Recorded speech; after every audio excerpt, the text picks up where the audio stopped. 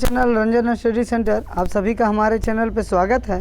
आज ये video update में लेके आया हूँ West Bengal council of higher secondary के जो है 11 के स्टूडेंट्स के लिए, यानी वेस्ट बंगाल बोर्ड के क्लास 11 के स्टूडेंट के लिए वीडियो है। उन सभी स्टूडेंट का 2 अप्रैल को जो है हिंदी का फर्स्ट एग्ज़ाम होना है।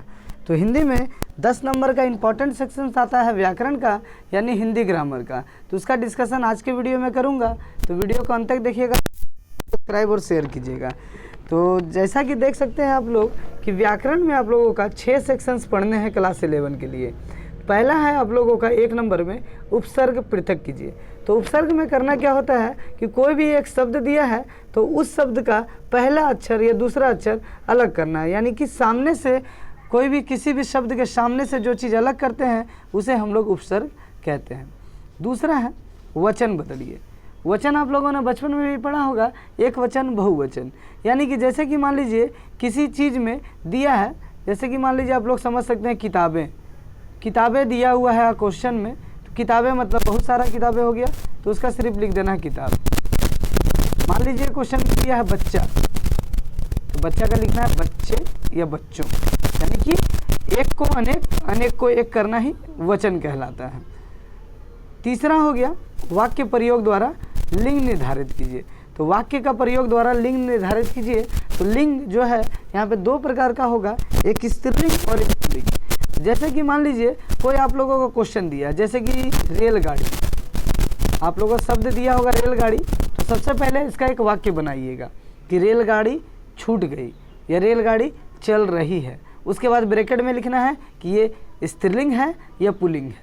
तो रेलगाड़ी छूट गई या रेलगाड़ी चल रही है, तो ये आ जाएगा स्त्रीलिंग। उसी तरह से मान लीजिए कि आ गया कमरा मतलब रूम, तो कमरा में कमरा बड़ी है कि कमरा बड़ा है, तो क्या लिखिएगा, तो कमरा बड़ा है, तो यहाँ पे ये आ जाएगा पुल्लिंग। तो इस तरह से आप लोगों को लिंग निर्धारण करना है। तो पहला हो गया उपसर्ग, दूसरा हो गया वचन बदलिए, तीसरा हो गया लिंग निर्धारण कीजिए।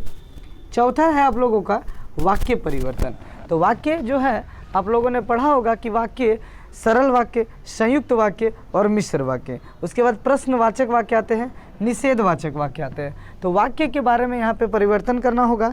एग्जाम में क्वेश्चंस में आप लोगों को कुछ वाक्य दिए होंगे और उसका ब्रैकेट में लिखा होगा कि इसको सरल बनाना है, संयुक्त बनाना है या मिश्र बनाना है या निषेध वाक्य बनाना है या प्रश्नवाचक। तो इसको जो आगे मैं डिस्कस करूँगा, तो वीडियो को अंत तक देखिएगा, चैनल को जरूर सब्सक्राइब कीजिएगा। 5वें नंबर पे देख सकते हैं कि शुद्ध करके लिखिए। शुद्ध करके लिखिए यानी कि अशुद्ध वाक्य दिया रहेगा। एग्जाम में आप लोगों का 2 वाक्य आएगा जो कि अशुद्ध होगा, उसमें कहीं ना कहीं थोड़ा बहुत गलती जरूर होगा, तो उसी गलती को सुधार के वाक्य को शुद्ध करके लिखना है, वो भी 2 नंबर का आएगा। उसके बाद आखिरी है प्रत्यय पृथक कीजिए।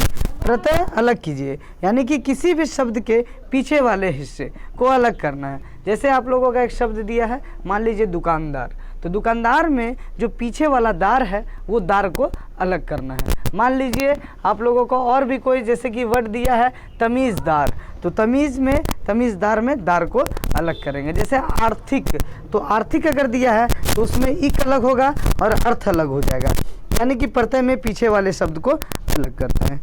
तो आइए कुछ एग्जाम्पल्स के द्वारा आप लोगों को बता रहा हूँ उपसर्ग के बारे में।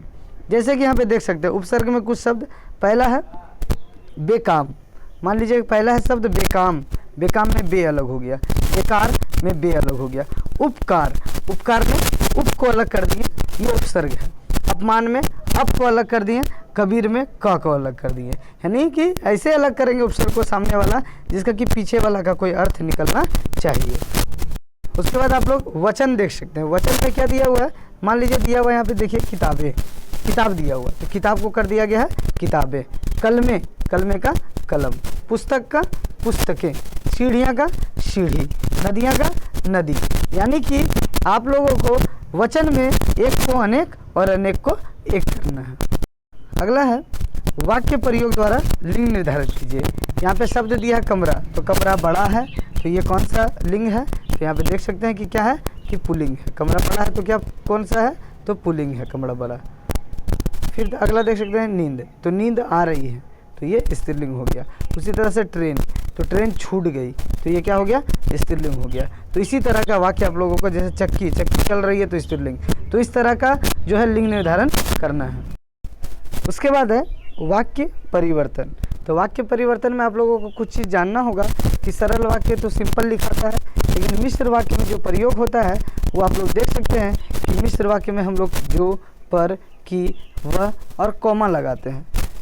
और संयुक्त वाक्य में फिर क्या चीज़ लगाते हैं, तो संयुक्त वाक्य में और, लेकिन का प्रयोग होता है, निषेध में नहीं का प्रयोग होता है, प्रश्नवाचक में क्या का, और आखिरी में क्वेश्चन मार्क का प्रयोग होता है। इस तरह से आप लोग सेंटेंस बना सकते हैं। मान लीजिए एक सेंटेंस दिया है, राम एक लड़का है जो बहुत अच्छा है, इसको सरल वाक्य में बनाना था, तो राम एक बहुत अच्छा लड़का है। अगला दिया है, मुझे बचपन से एक शौक है, कॉमा दिया हुआ है, वह है नक्शे देखने का, तो इसको भी सरल बनाना है। तो मुझे बचपन से नक्शे देखने का शौक है।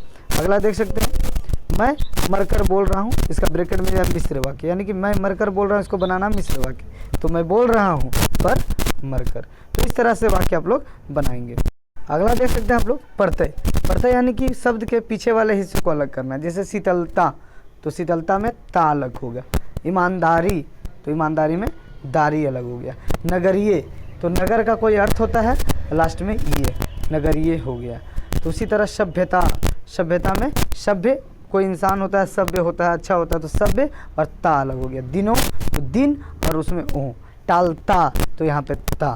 तो यहाँ पे देख सकते हैं जैसे देशी, तो इस प्रकार से आप लोग प्रत्यय पृथक कीजिएगा। तो आशा करता हूँ कि आप लोगों का आज